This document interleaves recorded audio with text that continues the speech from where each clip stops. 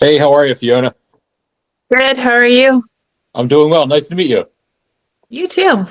Mhm. Give me a little background on Clifford had texted me that you were coming on, and he always springs these everybody on me. So give me a little prep on give me a little prep on your Um, background and context before we start. yeah, I started with self-love coaching, and then I realized that was very broad, and the term self-love does like what I like to do is more deeper, more specific to individual people. So, every time I talk to people about self-love, they're like, "Oh, I don't need affirmations. I'm good." And I was like, "That's like the top. That's like kind of like one of those fake type of things that people pretend are actually helping without actually getting into it." So, I worked on, I guess, narrowing my niche down a bit more to trauma to Perfect. help support people with that, especially the childhood trauma, which then they get to let go of as adults and learn how to manage your emotions and deal with stuff. So that's been more of my focus lately, but a lot of it still has that self love aspect to it, like the worthy, deserving, and really picking themselves first, working on boundaries. Awesome. And then I've also started to do financial services like the insurance and wealth building because, and then with that part, I want to kind of build in a bit of coaching because the money mindset, it really relates back to how we feel about ourselves. So it's hard to accept and get and grow money if we feel like we're undeserving and we struggle personally. So kind No, that's of perfect. same, similar modality, but just different angles for it. How you And I doing, was there as Clifford? a cashier. I'm good, brother. How about yourself? I'm doing very well, buddy. I'm doing very well. Very good. Excellent. All Thank you right, we so made much, it happen, Fiona. Fiona. We made it happen. Yeah, I was did overnights for inventory the last couple of nights, so I was asleep until like an hour or so ago, and then I was like, I woke up, I'm like, oh my God, it's Wednesday, so I got ready to come. Sweet. How Perfect. you Well, doing today? I'll Good, I'll you? uh, I'll prep I'll Doing prep well. you, Fiona, on it. Everything's very conversational, and it'll be fired off like a conversation. There's no prep or questions or anything like that.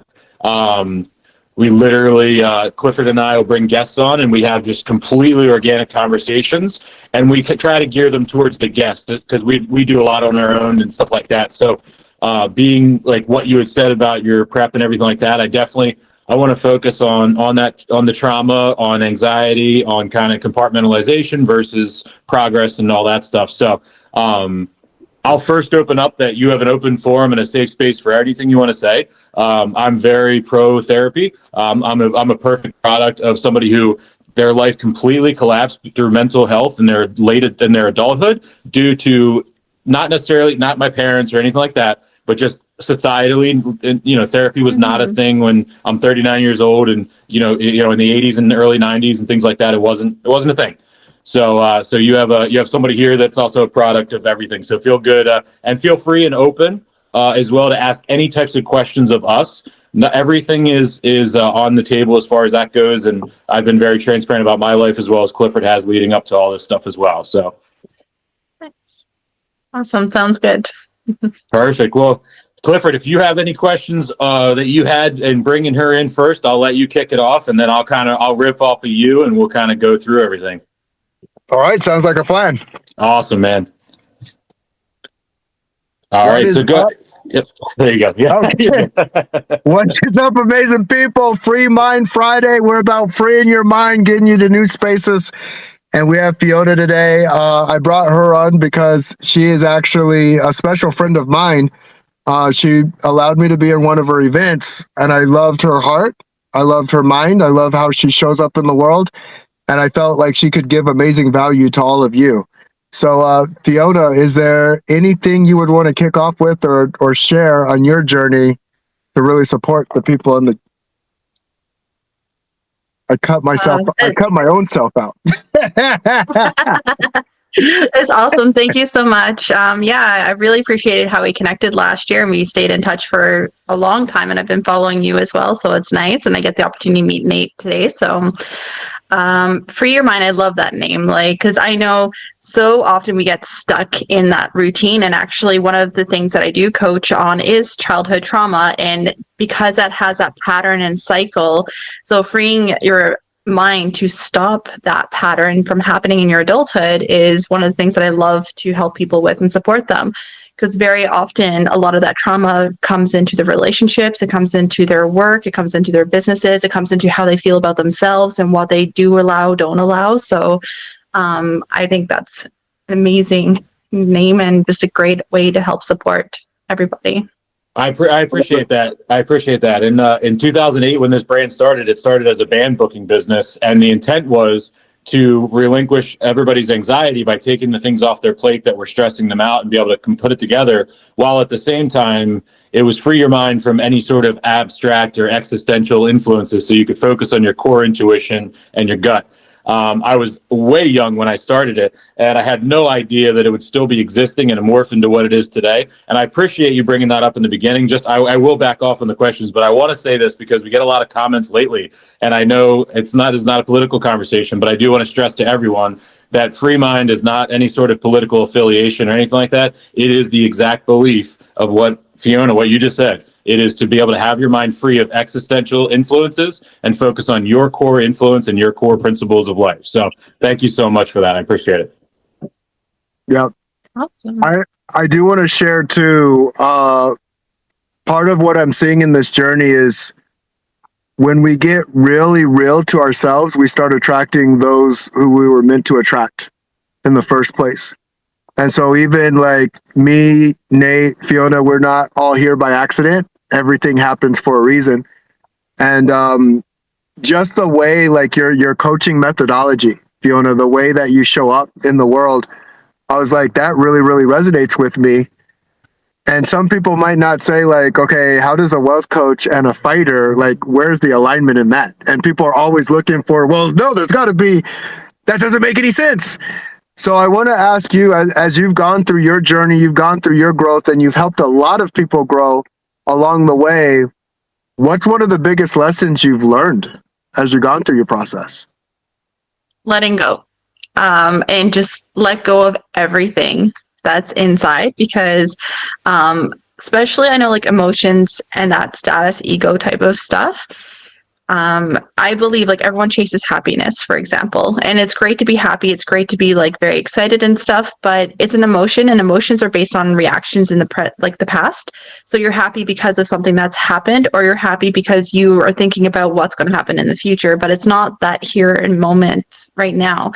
So I believe that we should be able to let go of all the emotions, let go of anything that we're feeling, because kind of being present in more of like a peace content type of way is a lot more our balanced and where we are, and it's a lot less energy used, because very often when you're chasing that happy, you're going to be constantly using extra energy, and then it's easier to get frustrated, disappointed if something doesn't work to the expectations that we have when it comes to it, or we're trying so hard to be happy that we're missing everything else, right? And it's really tiring and stuff. So I know the sadness, anger, all those types of emotions are easy because nobody wants to be feeling those things, even though they're just as important, because they're telling us that something is out of balance and we need to fix whatever it is.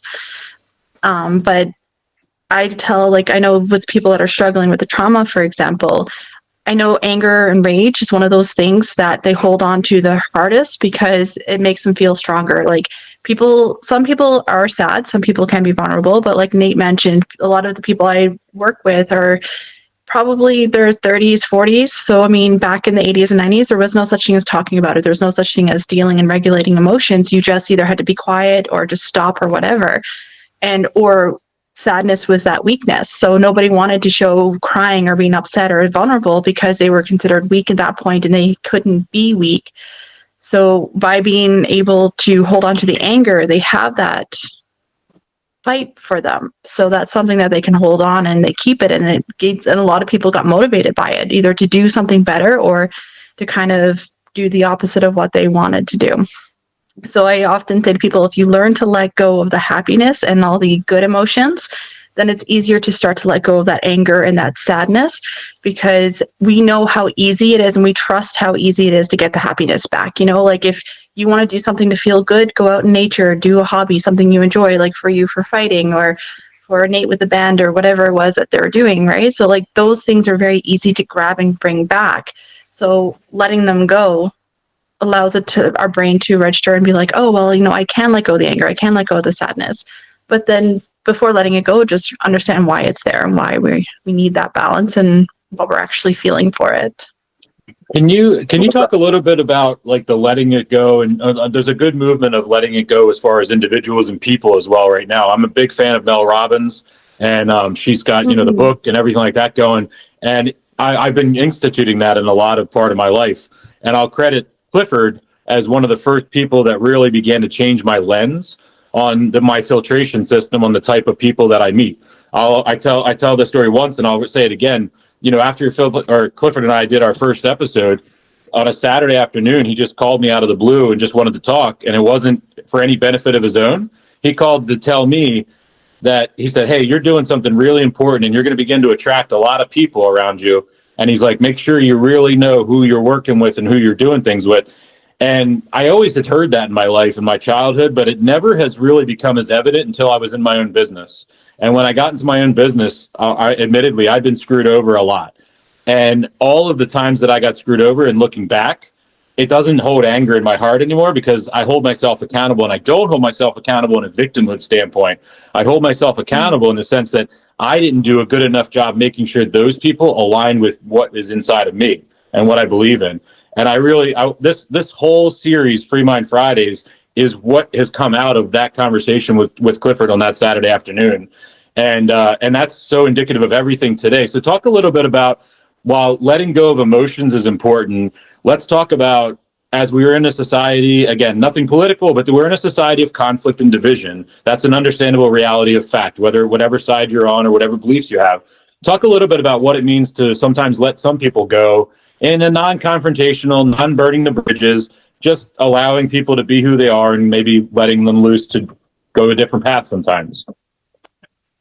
Yeah, it's actually kind of interesting because I've been talking to my client about that recently, and he was in a relationship where they kind of had that realization and awareness that they weren't in the same space, right? Like they wanted different things. And he's also noticing that because he struggled with a lot of his worthiness and deserving. So that was from childhood, growing up, not feeling anything.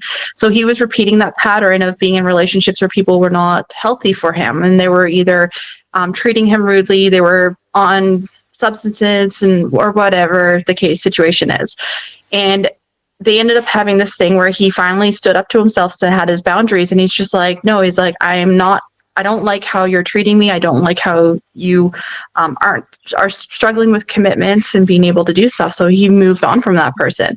But it took a little bit of an opportunity, and he keeps wanting to go back. And I told him that's because it's the old version of him that's wanting to go back to that person. But as he's leveling up and he's becoming more aware of what he wants and who he is, and that he deserves better to be treated with the way that he wants to be treated, he's learning to accept that we can let that person go. And as soon as he kind of started to move on, he noticed that there was another person that came into his life that is that next level. So he was just like, wow, like this is great. I'm getting that opportunity to learn. And I said, yes, like we attract the people in and out. So some people come in to teach us a lesson. Some people come in to kind of repeat that pattern until we're like, no, I don't like how this is anymore. I want to be able to stop this, and I want to be able to change.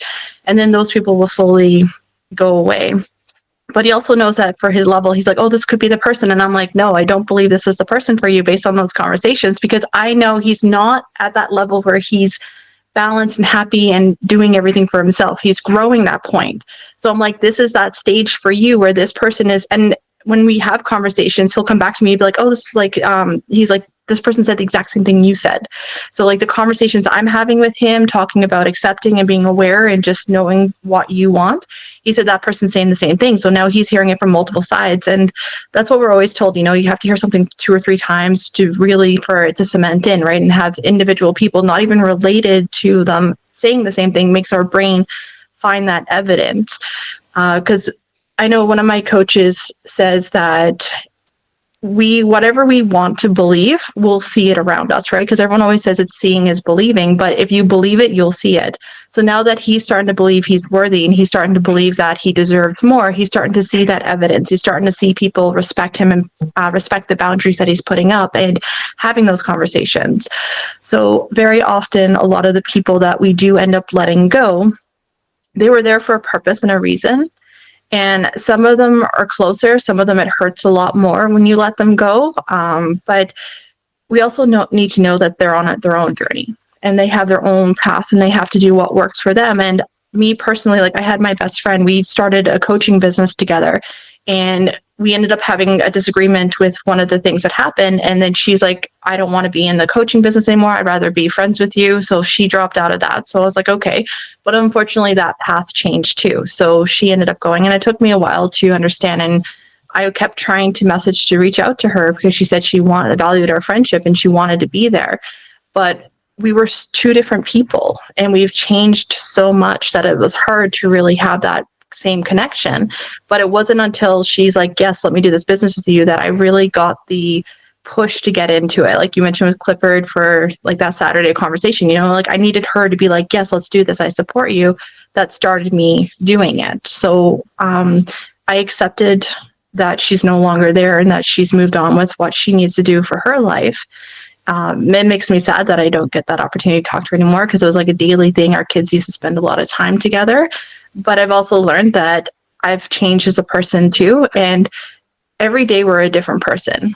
So I know Clifford had mentioned for me a couple months ago to come here. I'm glad that it didn't work out because I feel like I've grown so much in the past couple of months that I'm just like, wow, like I'm different and what I have to say is different. So we can't always expect the same people to be there, but they can choose to change with us or they can choose to move to a different direction. Very true. And I'm curious because one thing that I do, I love learning about the brain. And one of the biggest thing is the brain, it's either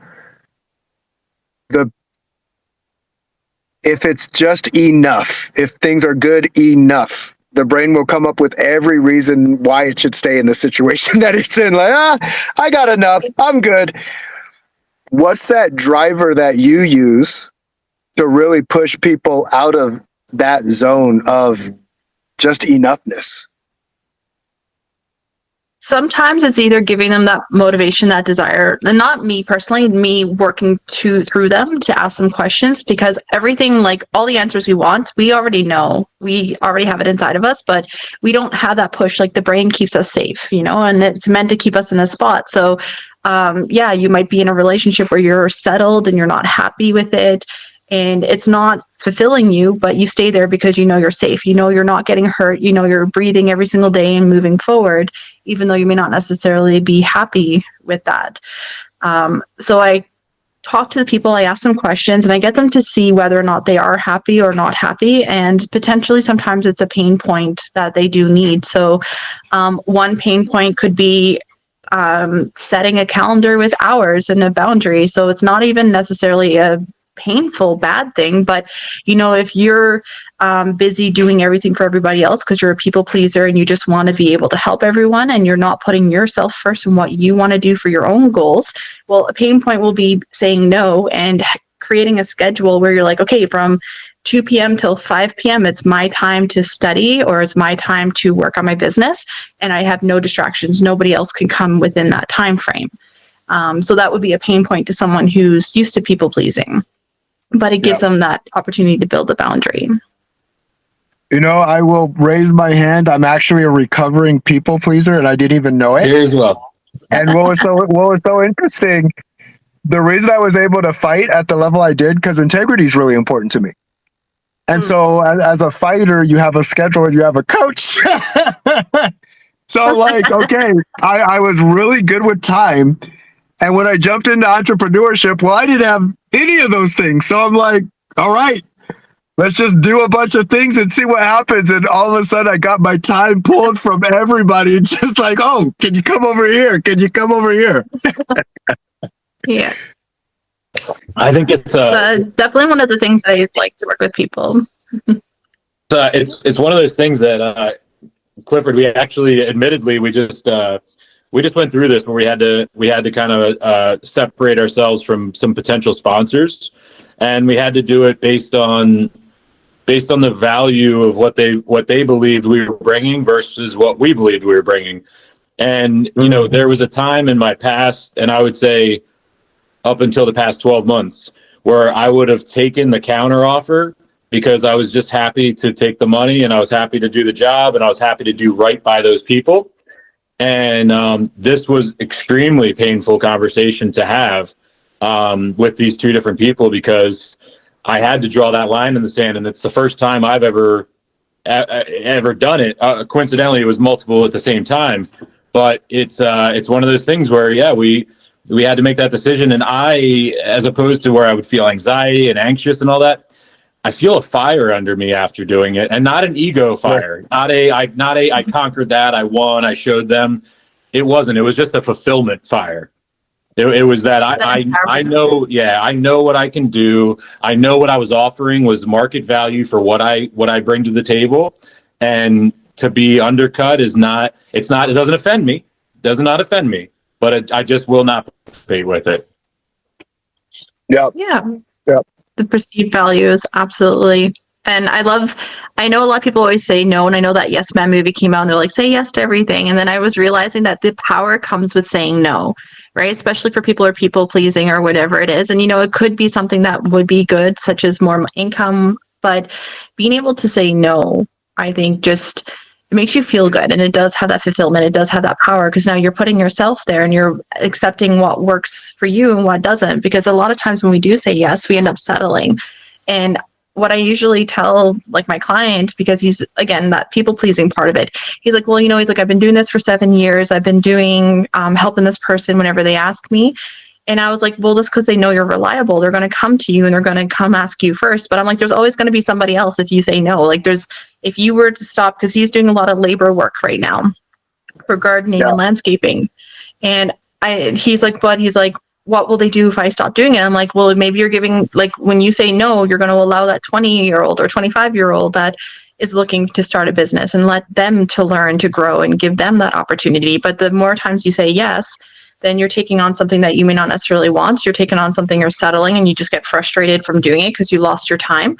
And you're taking that opportunity away from someone else that is a couple steps behind him wanting to do something that way too. So a lot of times when we do say no, it does make us feel better, because it's giving someone else that opportunity, and it's giving us that chance to say that this is what we accept. This is what I want, and I know the value, and I'm not going to settle for anything.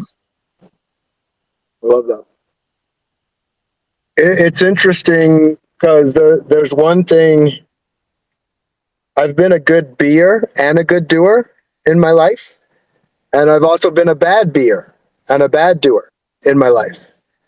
And so you kind of learn you, and you don't ever stop learning you, I don't think. Like, you just keep doing new layers and you're a creator of constantly creating. And as I go through the process, us all being fellow people pleasers, we can spot a people pleaser like a mile away. I mean, that's why I called Nate and I had that conversation, because it's like, you're my fellow people pleasers, you know? And I want to ask you, Fiona, like, do you have a specific group that you really just target into and just bond with, and like, oh, I get you. I get you. You don't even have to say anything, and I get you. I'd have to say high achievers. I know a lot of times for people that does stem out of roots from trauma. And I know I spoke to one person, they're like, oh, I'm a high achiever, but you know, I never had any trauma. My parents were really good to me. And then when we had more of that conversation, they're like, yeah, you know, they had high expectations when it came to schoolwork and stuff. And I was like, it's not a bad trauma, but still, like, you know, you have that expectations that you're supposed to be getting like the A+ grades and stuff. I was like, that still creates that high achiever mentality. And I found that I really connect and bond with like a lot of those people, the ones that are like the doers that do push to go further, and like, you know, they're just not happy with an A+ is like, what else you could have done, you know, to get that extra credit kind of thing. So it's or pushing harder. So right? It's like the ones that just go and do it. I don't even remember the name of this guy. But he was a decently famous guy, but to put some context around it, he ended up doing like an energy drink commercial, and he was racing against a train. And I mean, he passed away because he got hit by the train. And in my head, like, I'm like, I get it. Like, I get it.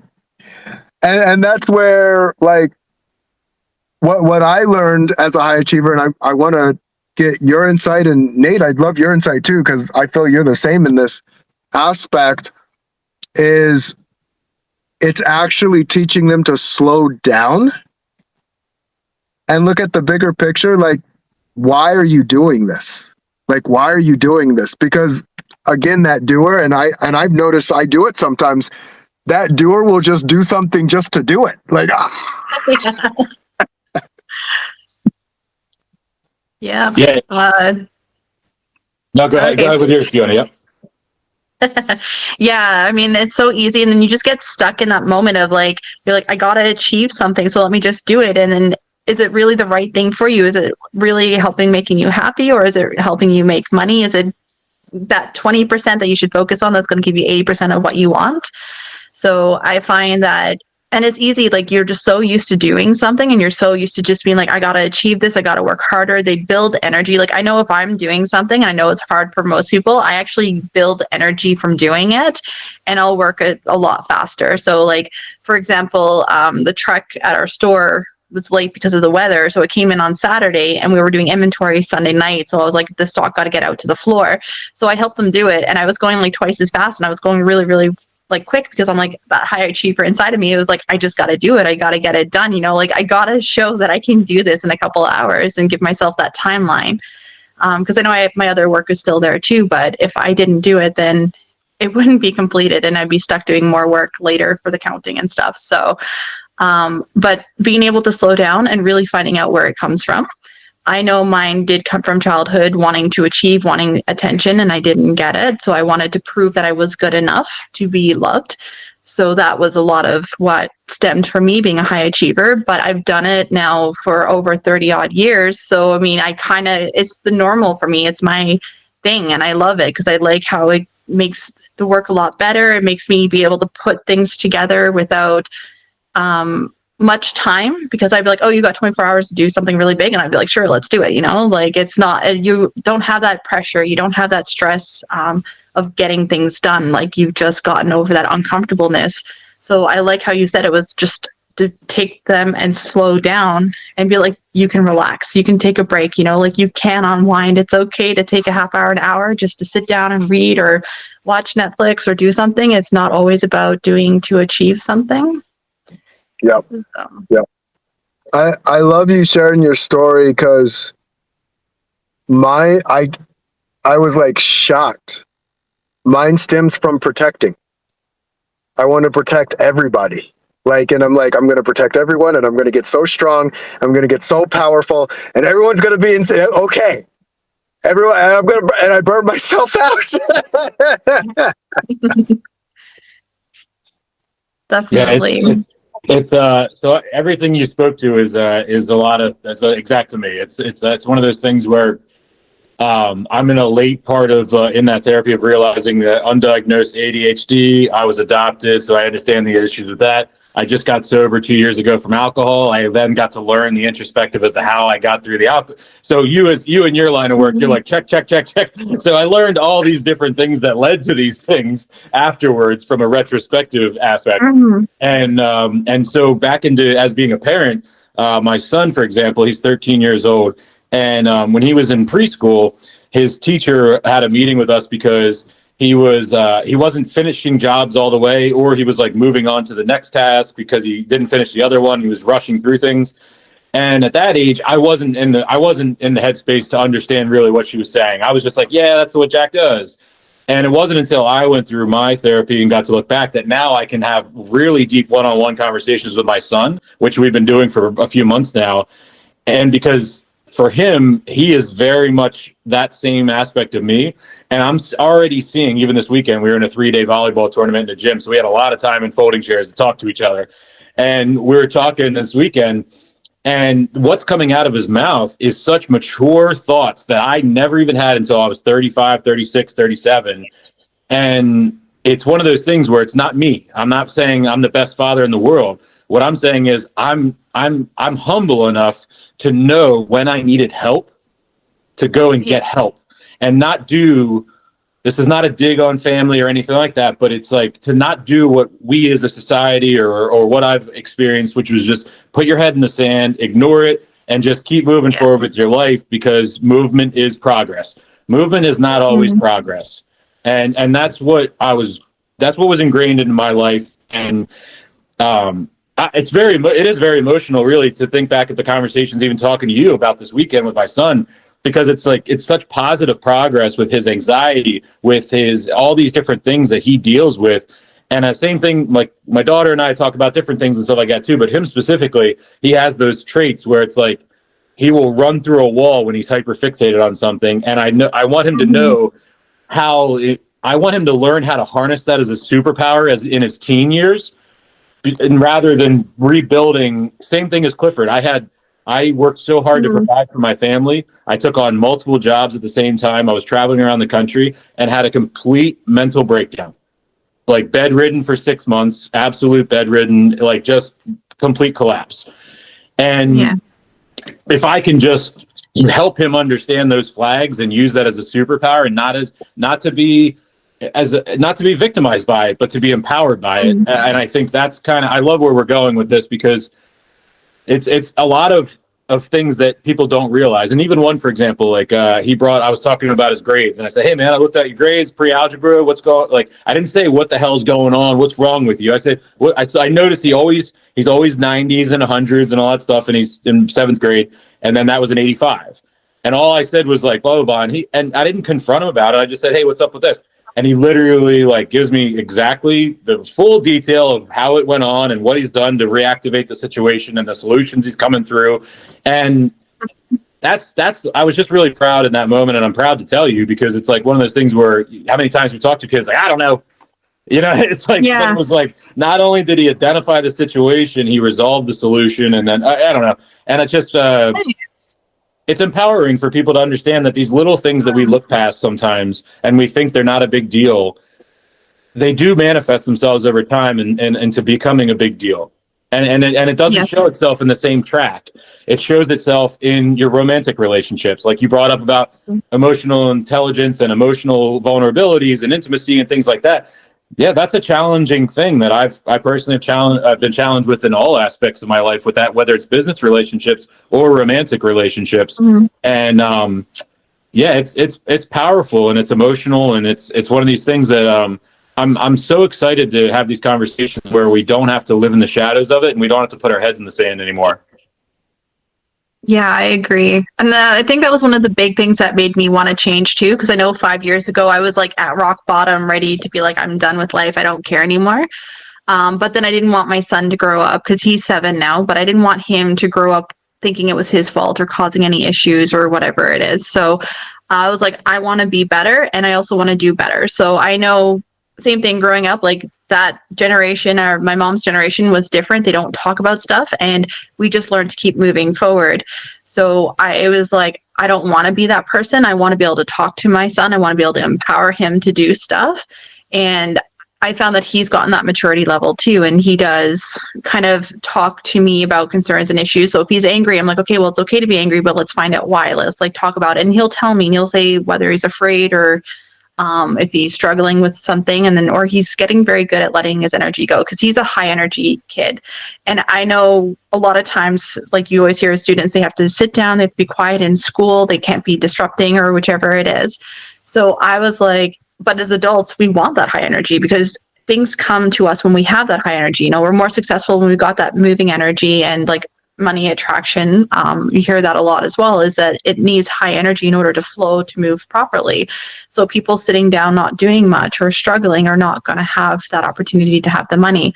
So instead of telling him to stop and be quiet, I'm like, okay, your energy is good, but let's learn how to regulate it. So I've taught him how to let go. I'm like, this is not the time for that high energy, just let it go. And I kind of tell him to visualize sending it down into the earth, so that way it's coming out of his body, whatever he needs.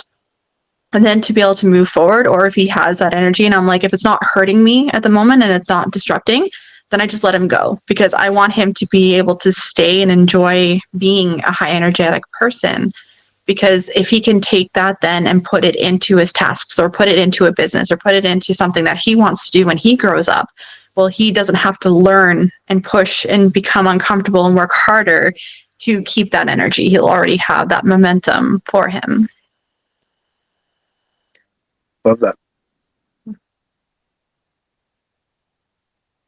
When you there's a, not to go too dark into it, but let's talk a little bit about that extra energy and emotional piece. I was just actually watching yesterday this this new product that comes out. Now I'll be vulnerable with myself here for a second.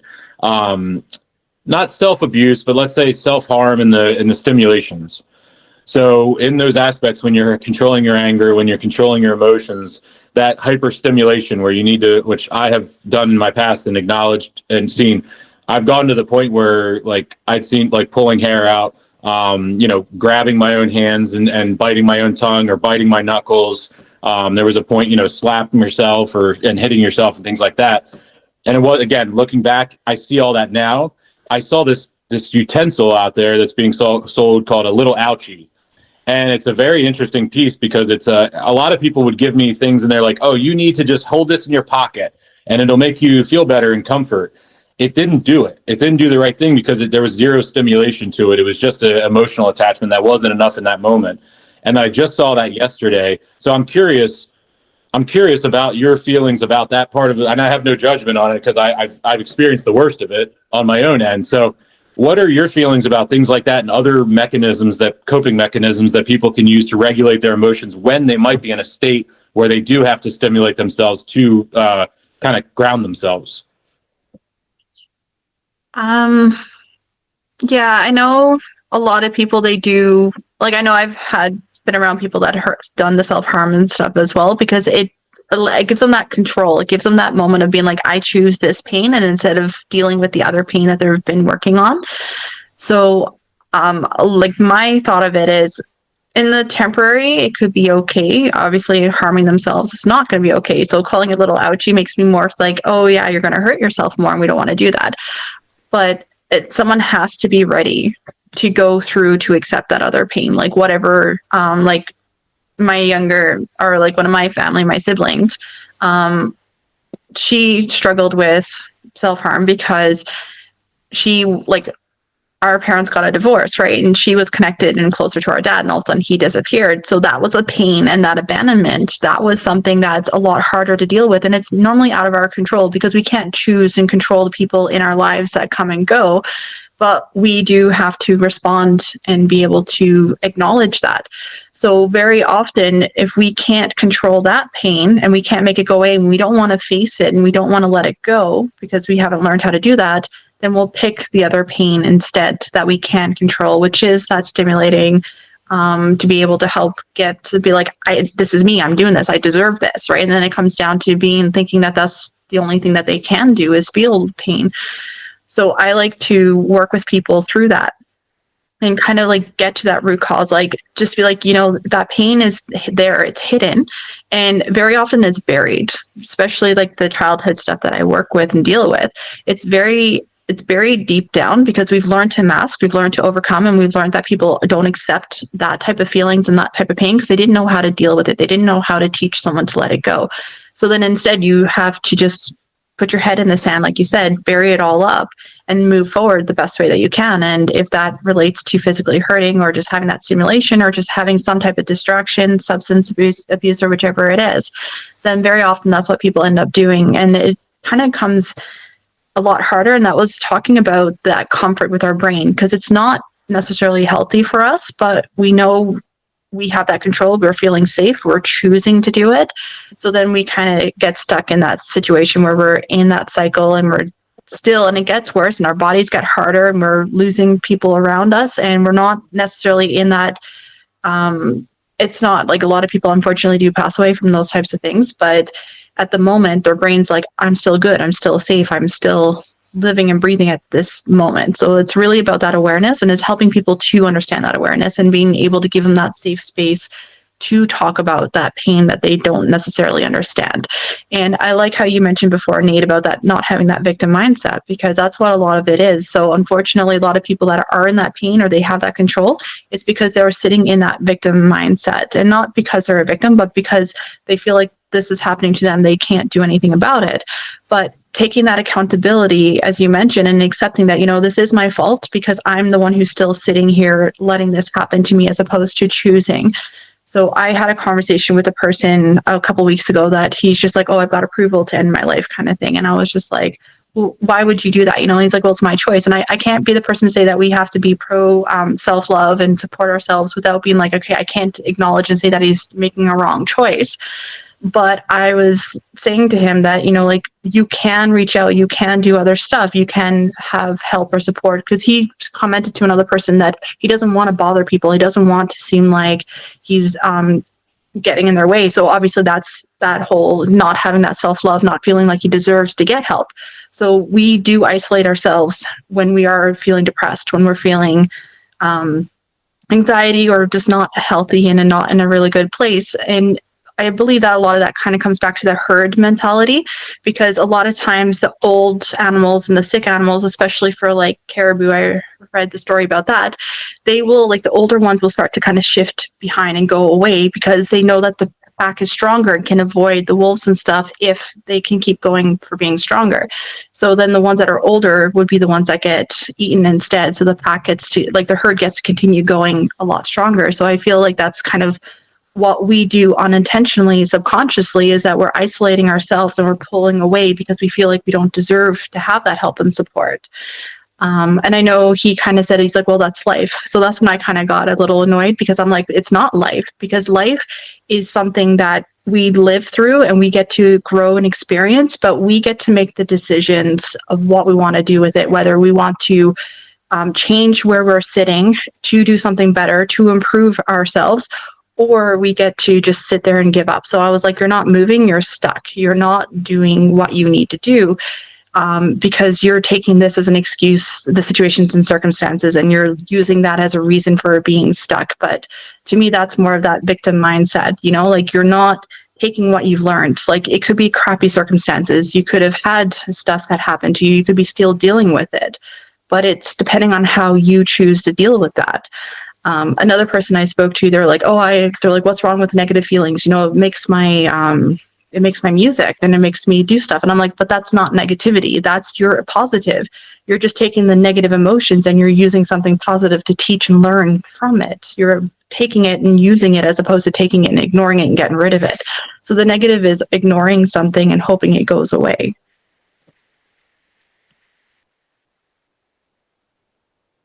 Sorry, a little deep. I do a lot of really deep stuff. I personally love it, because I look at, ultimately, the biggest thing I ask people is, what is their intention? And then I ask them it again, because we have the intention that we're programmed to have, and then we have the intention that we really, really want. And as I've gone through my journey, like, one thing that I will say that I did was live really, really well kinesthetically. And I didn't really speak too much. I was actually kind of quiet. Didn't speak a lot. Just did action. And I was happy with it. And I learned something about myself. I'm very agreeable, where it doesn't mean I agree and I'm going to do their thing. It means I agree. Your thing's right because it's right for you. My thing's right for me. Mm-hmm. And then I became even more of a wizard as I went through this journey. I think this is part of the growth. And it's like, well, is it really right for them? And as I look at it, and I look at it from a really high lens, it's like, are we going to watch the cockroach run under the rug and then pretend like it didn't run under the rug? Like, let's look over here. Like, this is more important. Like, there's a cockroach running under the rug, and I think another one's getting ready to go under it. You sure you don't want to check that out? It's just a water bug, Clifford. It's a water bug. Yeah. It's Yeah, yeah. Go ahead. You're good, Fiona. Yep. Oh, I was going to say it's one of those fine lines too, because you can't help someone until they're ready for that help, you know? So it's like you could see them going like that cockroach going under the carpet. But if you're like, hey, you know, like you got to deal with that. And they're like, no, you're not, no matter how much you say or do, it's not going to make a difference. And that's one of the hardest things, especially for people pleasers that do go into the Yeah. coaching and service, because a lot of them do have that heart, is just seeing the person struggle, you know? So that person from a couple of weeks, like last week when I was talking to him, I've been like kind of watching for the past 6-7 months because I knew that he was struggling and I was trying to be there to support him. But he was like, every time I'd ask a question, he just like had that wall up and you push it away, right? So now I'm just like, you can only do so much. You can't. Yeah. Same thing like with my twin before. He was struggling for a long time and he would not let me help him. He wouldn't support him. And I was like, nothing I could do. And it was very stressful and it was very hard on me until the point where I realized that you can't, like, it's impossible to help someone until they're aware that they have that problem and they are wanting to find the solution to be able to get past it. So without them wanting to get that solution, and some people, they know, like, I know for me, I'm not the greatest for being fit. And I know Clifford, you're like, you just said you're very good for kinesics, right? So you get it. But I know I'm not exercising as much as I should, but it's not something that I've changed. So we don't have our vehicle anymore. So instead of getting a new one, I'm walking. So I was like, that was a choice that I made and my husband made too. That's allowing for more movement. Now I want to do more, but I know, like, until I'm actually ready, someone could be like, you need to exercise, you need to do this, you need to do that. I'm going to be like, nope, I'm good. Thanks. I'm too busy at the moment. Right. Even though I know it's bad. So it's one of those things. Because this is the Clifford coming out, but you are extremely fit and amazing. And what I would do with people, and I didn't even know that I did it, part of it's repetition. I go, oh crap, monkey see, monkey do, repetition and transformation or trauma. And so our minds are either working for us or against us.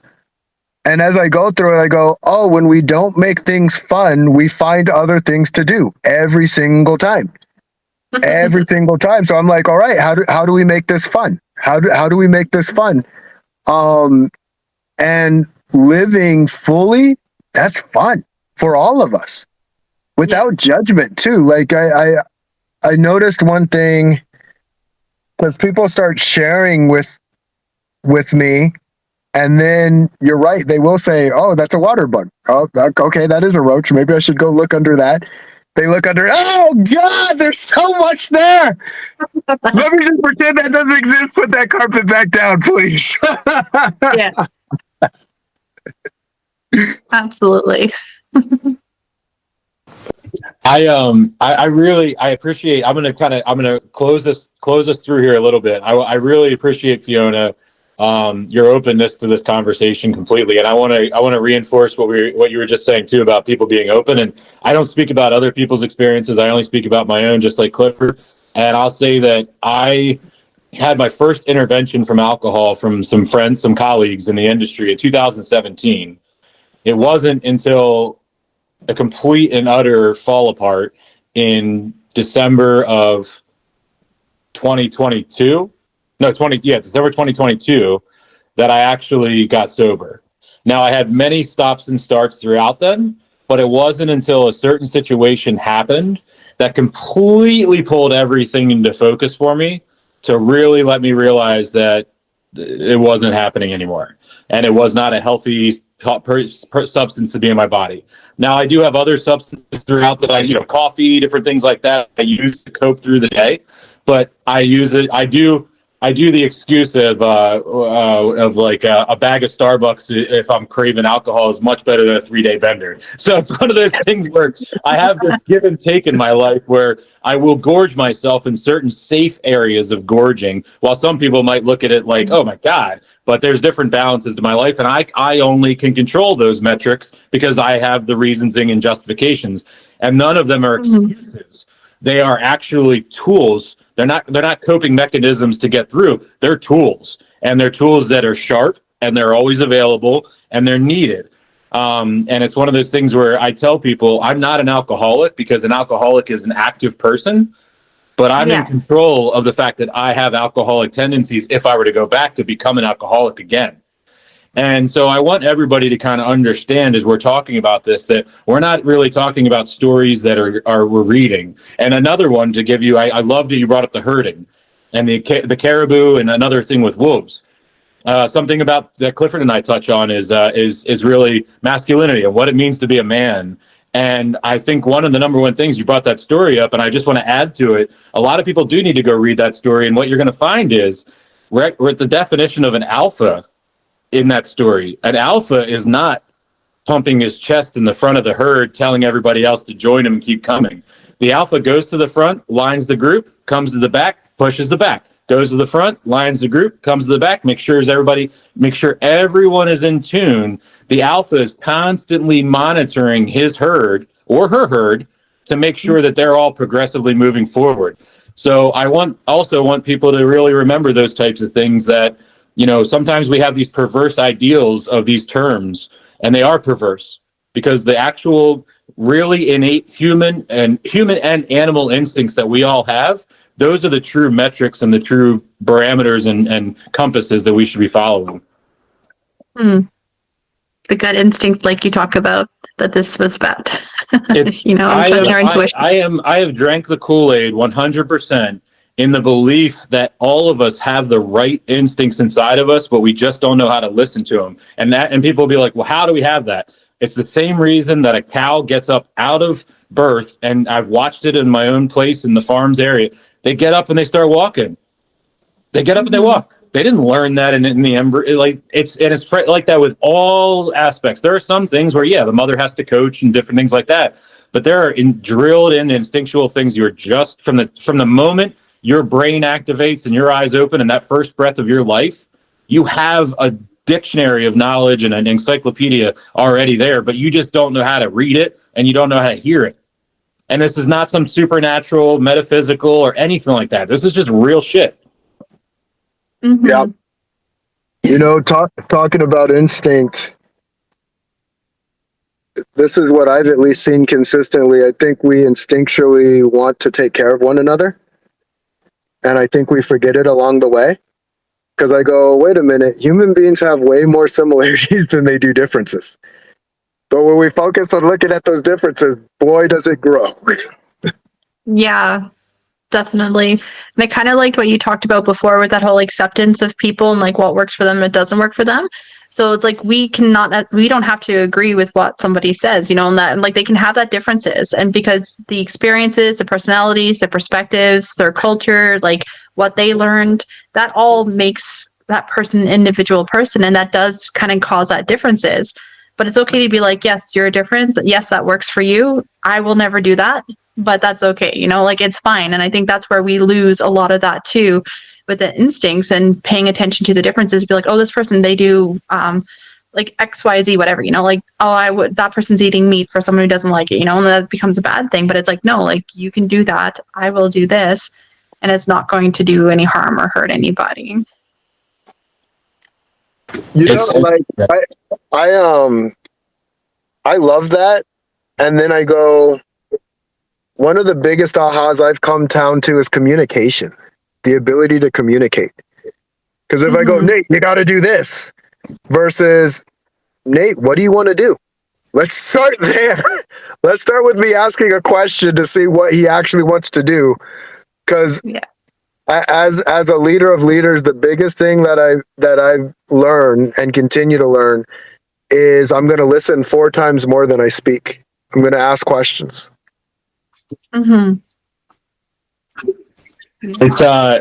It's I'll close out with this one, and then that's a powerful statement right there, Clifford. And one of the things is, I think that for myself, it's all in the record because I've been doing this podcast for 3 years now. Like it hasn't gained an audience until the past couple months.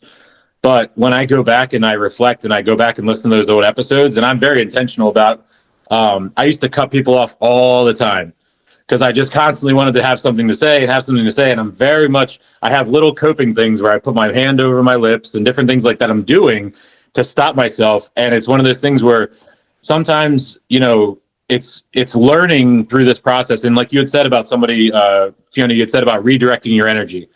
I've said this once before, but I don't say this enough. is that this podcast is 100% that. This episode, as well as the 2 other shows that we run, is all of that. I have literally evolved from rock bottom from the beginning of this podcast to today. And it's one of those things where if anybody like had any questions about my history or anything like that, it's all documented. And if anybody wanted to spend the time, they could be like, especially to the point where if you go to the first episode, I'll encourage everybody to get a good laugh. If you go to the first few episodes of the podcast on YouTube, you'll find that I used to have this intro because I believed, because I was 20 years in marketing, you got to be a host and you got to have the host voice and you got to do the host things. And if you go in and you click on the original episodes, I can still do it. Hey, everybody, welcome to the FreeMind Podcast. This is Nate. My guest today is Clifford Starks. And that used to be the intro every single time where I would pause the guest and I'd be like, oh, hold on, I got to do an intro. And then I would do it. And that's from years of working in radio and working in marketing and things like that. Now, I just completely changed everything to be like, it just needs to be exactly like Clifford just said. It's not us telling the questions and us putting the agenda and us putting the script. It's let's just have an open forum and let's see where things go. And I really appreciate your openness to that, Fiona, because we also, Clifford and I both know it is a daunting thing to go on a strange podcast with no questions, no prep. And it's also a natural filtration system for us. Because most times, and I'm going to say this, most times, and now my number is at 3. So we've had 3 assholes that have come through the network, but none of them are on this call. And they all know who they are. But that filtration system has weeded it down to 3 out of the 150 people that I've interviewed in the past 8 months. And that's why I leave it like that, because you tend to not be disingenuous and go on a podcast blind. You know what I mean? And it's really, we appreciate, I'll speak for both of us. I really appreciate it. I know he does too. And we just thank you for coming on and thank you for being open. And we definitely look forward to more conversations with you because this topic is something that's extremely important. And now more than ever mental health is important, and not because of certain things or certain people, but just because I think we as a society are coming to an awakening that we missed the boat a long time ago, and now we need to go and rebuild. We built a shitload of houses, but we didn't build the really proper foundation for these houses, and we need to really get back and fix those foundations before the wind comes. Yep. So, Definitely. and people like you, Fiona, like you doing this and choosing this as a path, I am hats off to you, because I, at one point, looked up counseling and looked up all these things, and I just couldn't get the profession and all that stuff. Do is this podcast, and that's my form of trying to help get the word out and provide a platform for like yourself, myself, Clifford, everybody like that, to show people that it's okay to not be perfect and it's okay to not be good. Yeah. But it's not okay to stay there. Yes. Amen to that. So and perfect. Fiona, I wanted to ask you, what would be the best way for people to get a hold of you? Right now, my Facebook. So I'm working on building up my website, which is fiona.com, but it's very basic, kind of like what Nate was saying with this podcast. I created it a little while ago, and it was before I really had an understanding of who I am and what I wanted to do. So I was sharing a bit of me, but not too much. But I'm very active on my Facebook page. So the link will probably be in the comments if anyone wants to reach out to me. And even if they just want to like talk for 15, 20 minutes, just to kind of see where they're to, what's, again, being that awareness, because I think the most important thing is being aware. And a lot of people just don't realize what it means to be aware of themselves or their energy or things around them. And it's the small stuff that picks off our energy or picks off our mood and helps kind of keep us stuck in that space. So to help them get that momentum and stuff. So Love it. Perfect. And if you had one thing to offer to like your perfect person, they're listening right now, they listen to the whole thing, what would you say to that person? that they have the ability, it's inside of them, and they just need that accountability and that support and that person that's willing to listen and see and hear them. But it's all in them, and I can be that person for them. And there's no judgment. There's no whatever works for them. They just need to be heard to be able to know and just to find that first step for going forward. Love it. Love it. Awesome. Thank you both so much for your time. So thank you so much, Fiona. Thank you, Clifford, for bringing you. Fiona to Fiona, the thanks for table. coming on. Yeah. Nate, always Thank you so appreciate much. you.